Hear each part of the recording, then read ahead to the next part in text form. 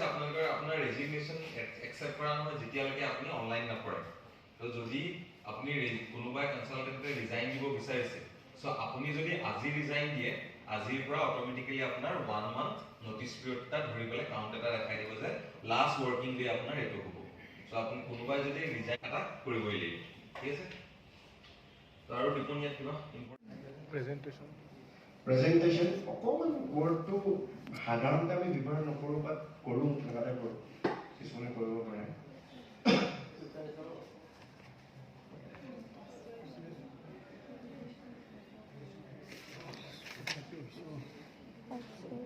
কি হয়তো তো আপুনি পেনশনে কৰিব পাৰে। নেক্সট আকৌ আপুনি আহিলে এইটো পেজলে। ওকে, এতিয়া চাব যে এইগৰাকী মহিলা আৰু এইফালে এগৰাকী, এজনৰ হৈছে 40 বছৰত তেওঁ আৰম্ভ কৰিলে, তেওঁ ৰিয়েলাইজ কৰিলে যে মই পেনশন কৰিব লাগে আৰু 500 টকাকে মাহিলী থৈ গ'ল। এওঁ হৈছে 18 বছৰ, তেওঁ 200 টকাকে থৈ গ'ল। এতিয়া কওকচোন, বোলে তেওঁ যেতিয়া 55 বছৰ হৈ যাব, দুইজনে যেতিয়া 55 বছৰ হৈ যাব, কাৰ ওচৰত কিমান থাকিব?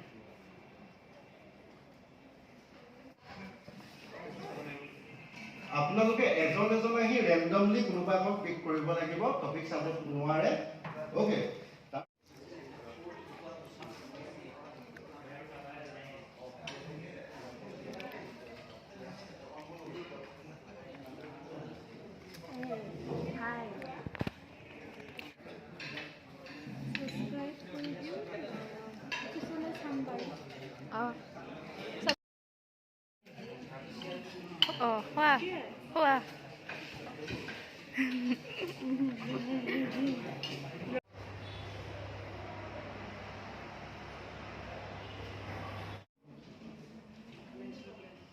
ফাইনেন্সিয়েল প্লেনিং মানে ভৱিষ্যতলৈকে কেনেকৈ চলিব, কেনেকুৱাকৈ কি কৰিব, ল'ৰা ছোৱালীৰ বা নিজৰ মা দেউতাৰ কথা কেনেকৈ ভাবিব, পইচাৰ ক্ষেত্ৰত মানে, আৰু জমাটোতো কৰিবই লাগিব। এটা আমাৰ গাঁৱৰে ঘৰৰ আপোনালোকক কওঁ, আমি তেওঁলোকে যোনে আপোনাৰ মেনেজাৰ হ'ব লাগিব, এইজনে মেনেজাৰ হৈ যাব লাগিব। তাৰপিছত তেওঁ যদি নকৰে, আপোনাৰ GM গ্ৰাহক সেৱা তালৈকে যাব লাগিব।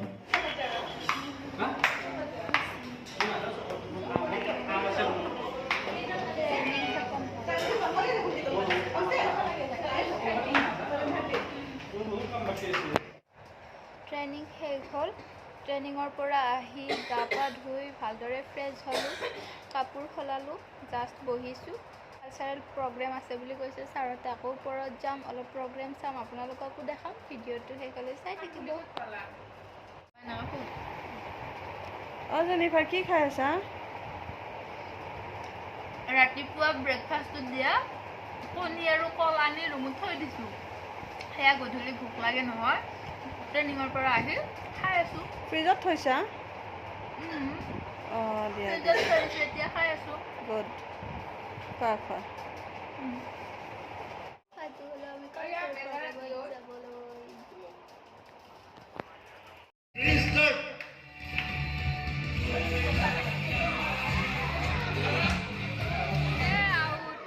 One, two, three, start.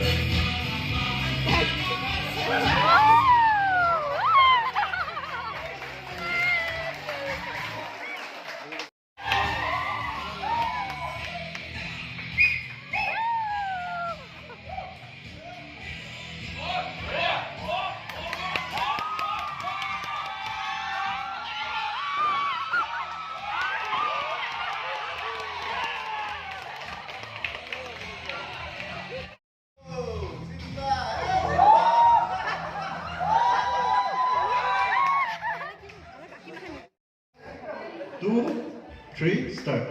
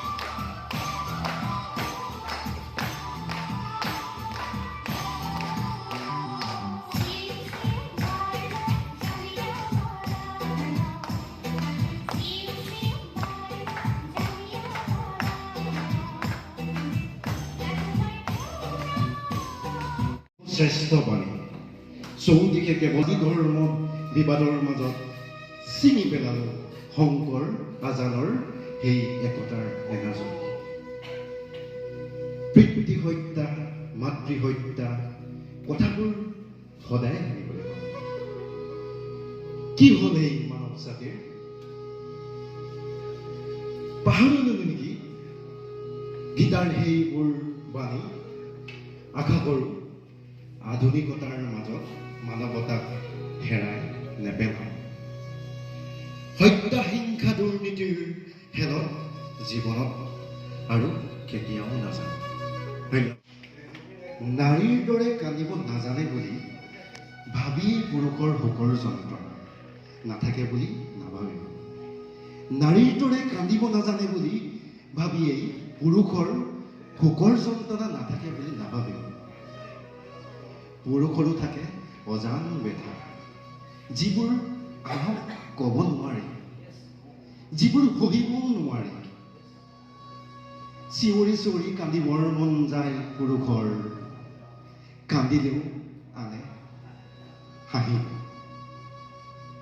প্ৰতিজন পুৰুষৰ অভাৱ থাকে প্ৰতিজন পুৰুষৰ মাজত শিশু মানুহ থাকে প্ৰতিজন পুৰুষৰ আবেগ থাকে প্ৰতিজন পুৰুষেও সুখী হ'ব বিচাৰে প্ৰতিজন পুৰুষৰ স্বাভিমান থাকে নাৰীৰ দৰে কান্দিব নাজানে যদিও বহুত এটা বিষ লৈ জীয়াই থাকে পুৰুষ যিবোৰ কথা সকলোৱে নুবুজে, যিবোৰ কথা সকলোৱে নুশুনে, সেইজনে হ'ল পুৰুষ। ধন্যবাদ।